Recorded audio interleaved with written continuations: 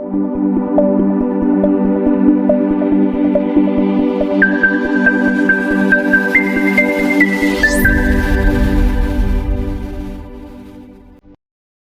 hello, I am Jay and most welcome in my channel Marine Rock Sciences. So let's start. सबसे पहले ये दो comments देख लो, एक है इंजन कैडेट की और एक है डीएनएस स्पॉन्सर कैडेट की जो कि स्पॉन्सर्ड बाय एमएससी।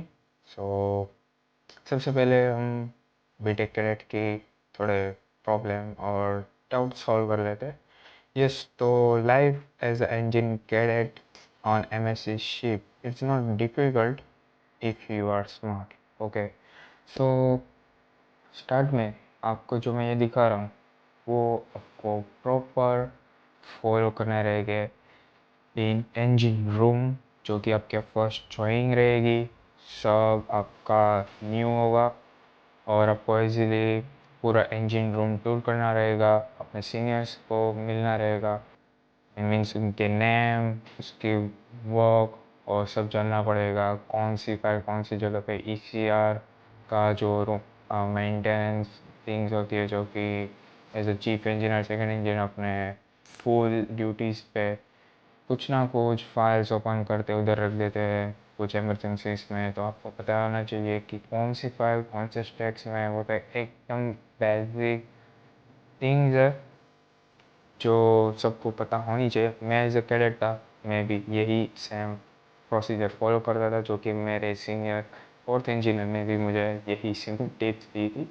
सो आगे बढ़ते हैं। एज ए इंजन कैडेट आपको सबसे पहले तो इंजन रूम टूर लेनी पड़ेगी, कौन सी मशीनरी कौन सी प्लेस पे है।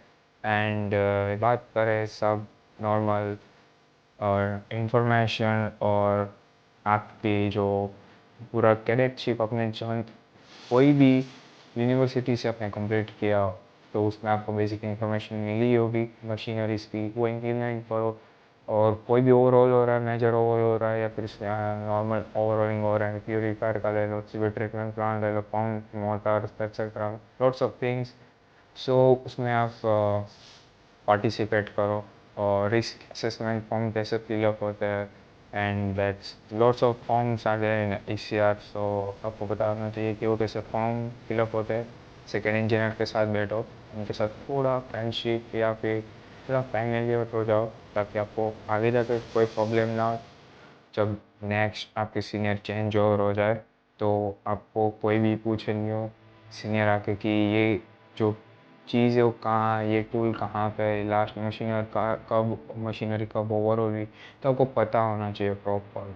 Okay, and the thing is as a engine cadet आपको स्मार्ट रहना पड़ेगा, क्योंकि जो मशीनरी है वो कभी भी कुछ भी ये ऐसे एक्सीडेंट्स हो सकते हैं। तो बी स्मार्ट।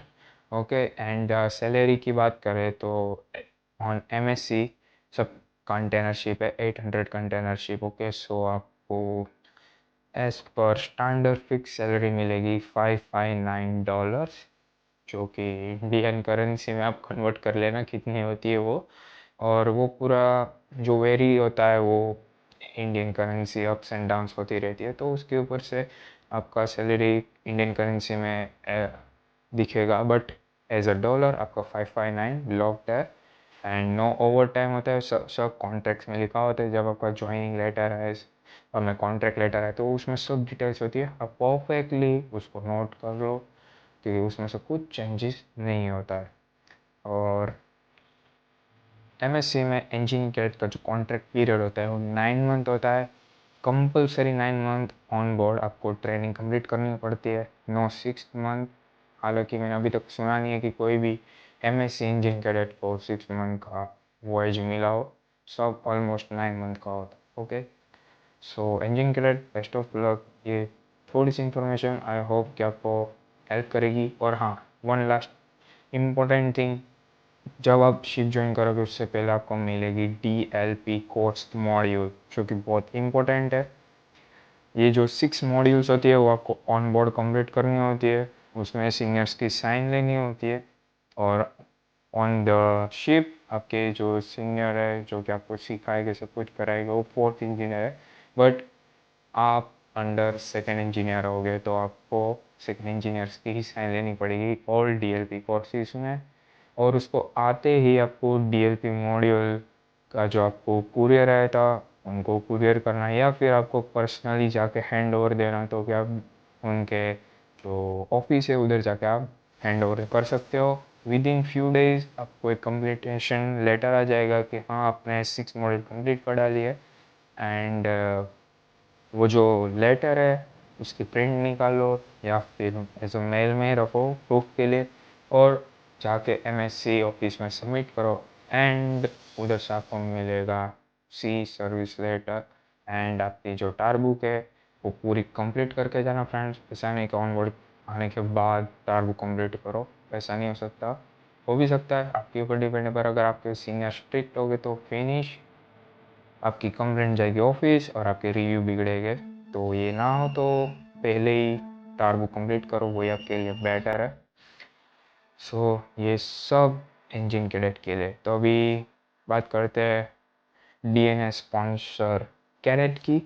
ओके, सो मैं आपको ये बताता हूँ कि जो डीएनएस स्पॉन्सर कैडेट होते हैं जो कि एमएससी से स्पॉन्सर्ड होते हैं, वो डीएनएस मीन्स डेक साइड होता है। ओके, सो उनका भी डीएलपी मॉड्यूल्स रहते हैं। यस, ऐसा नहीं किसी इंजन कैडेट के होते, डेक कैडेट के भी डीएलपी मॉड्यूल्स होते हैं, उनके थोड़े डिफरेंस होते हैं।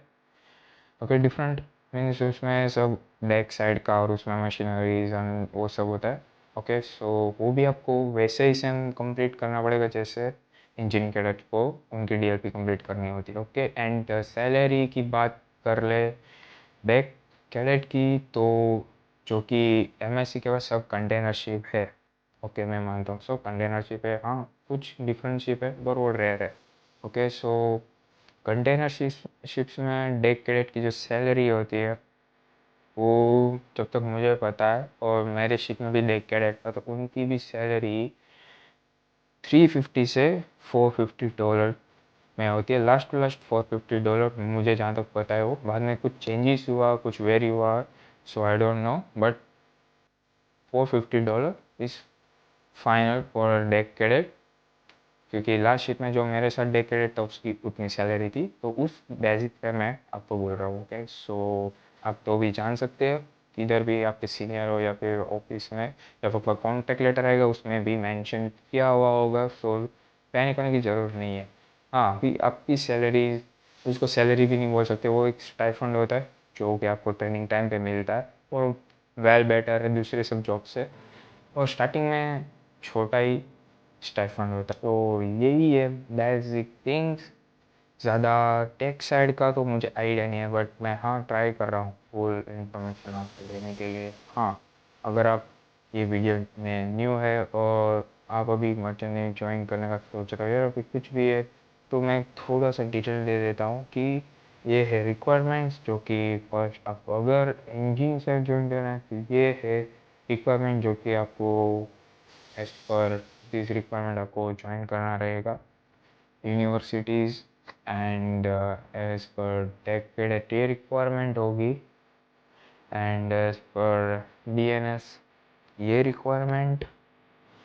एंड ये तो हो गया डीएनएस का दो साइड्स। बट बीटेक में एक जीएमई भी आता है, ग्रेजुएट इन मरीन इंजीनियरिंग, तो उसकी रिक्वायरमेंट ये है। आपको इसके हिसाब से ज्वाइन करना रहेगा। स्क्रीनशॉट्स लेने तो ले लो, आपको हेल्प मिलेगी। And last course is GP rating, जो कि आफ्टर 10th कर सकते हैं। वेल उसका कोई बैकग्राउंड कुछ भी हो, बट उसमें आप आफ्टर 10th कर सकते हो जीपी रेटिंग। और उसकी बेसिक इंफॉर्मेशन ये है, जो आप इसको फॉलो करोगे तो आपको जीपी रेटिंग में एडमिशन्स मिलेंगे। बाकी जीपी रेटिंग्स में प्लेसमेंट्स जो होती है वो खुद से लेनी होती है। बाकी बीटेक एंड बीएससी एंड उनमें प्लेसमेंट यूनिवर्सिटी से मिलती है। एंड डीएनएस जो स्टूडेंट्स होते हैं उसको स्पॉन्सरशिप के साथ आना पड़ता है। एंड जीएमई वालों को प्लेसमेंट्स मिलती है यूनिवर्सिटी से, और कुछ यूनिवर्सिटी में उनको भी स्पॉन्सरशिप लेनी पड़ती है। So thank you for watching my video.